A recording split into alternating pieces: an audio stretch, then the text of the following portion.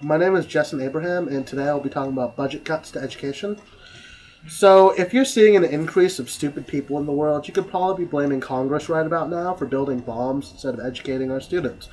Cuts to education for the past couple of years have really been favored over cuts to any other part of our budget. It doesn't just affect me, it will affect anyone who continues on planning on going to school, or anyone who plans on being a parent and sending their kids to school.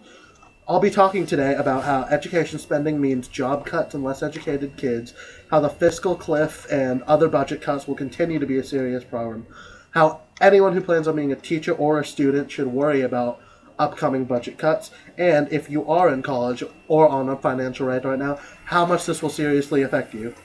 So, a big cut to teachers and a lot of kids not learning properly could be a really serious problem for the future of America. Teacher cuts to hiring teachers, cuts to our current programs will not only mean an increase in the class size, an increase in student-to-teacher ratio, but it could probably really affect cuts to after-school programs. We're talking art programs, music programs, football, cheerleading, etc., etc. Not only that, but the big classes that we will be continuing to get. It's already hard enough for, let's say, a middle schooler to try learning in a classroom of 22. What if that was 30? What if that was 40 kids in a classroom? That could only continue to make the quality of our education deteriorate. Our spending cuts mean less extracurricular activities, as I said earlier.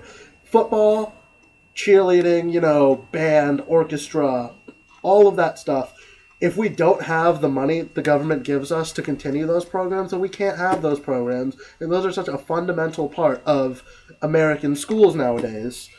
So, cuts to our education budget will mean that even up to college, certain classes will be harder to get into or impossible to get into at all. In high school, if a kid wants to be an art major or a music major, and their classes don't hold art classes or music programs because there's no money to go around, then they have no other choice. They will not get into any sort of program that they want to do if they've never gone into art in high school. Not only that, but in college, a lot of colleges offer a very wide variety of programs, but if they don't have the money to support all those programs, then all the ones that might not be as prevalent in a college will be dropped instantly. People's choices will be cut very drastically. The reason this is happening is because education in America is not a top priority in this budget. It hasn't been for who knows how many years. The biggest parts of our budget right now are Social Security, Medicaid and Medicare, and defense.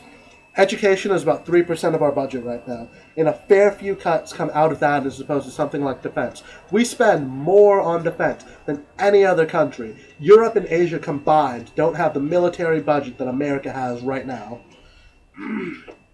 And then, not only that, we've had budget cuts in the past due to a recession, etc., etc., but we chose to make the quality of our schools lesser instead of maybe deciding we could knock off a couple $1,000 from building bombs.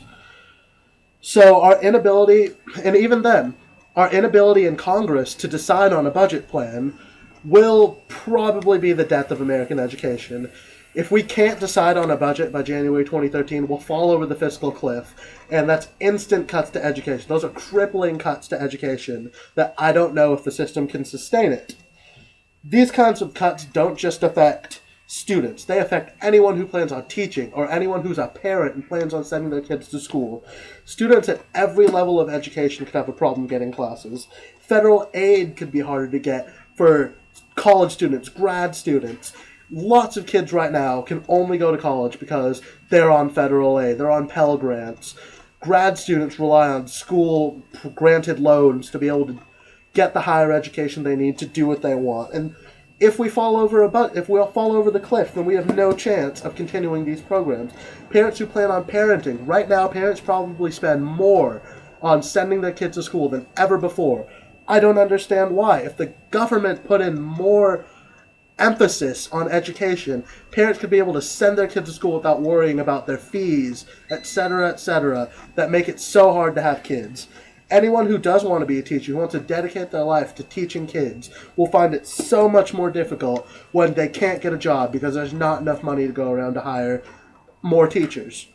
And that really, at the rate this country is going in terms of our priorities, if we continue to keep building bombs instead of trying to build students, then our educational system will deteriorate and eventually crumble. The current inability of our leadership to set aside these petty differences to concentrate on the future of America, which is our children, which are our young students. If we can't continue to focus on that, then we're done for. Similarly, cuts in place that penalize educators, which penalize investment in schools, taxes, etc. Instead of trying to, I don't know, lower some of our own military costs, which we could instead focus on our education for, then we're going to be done for.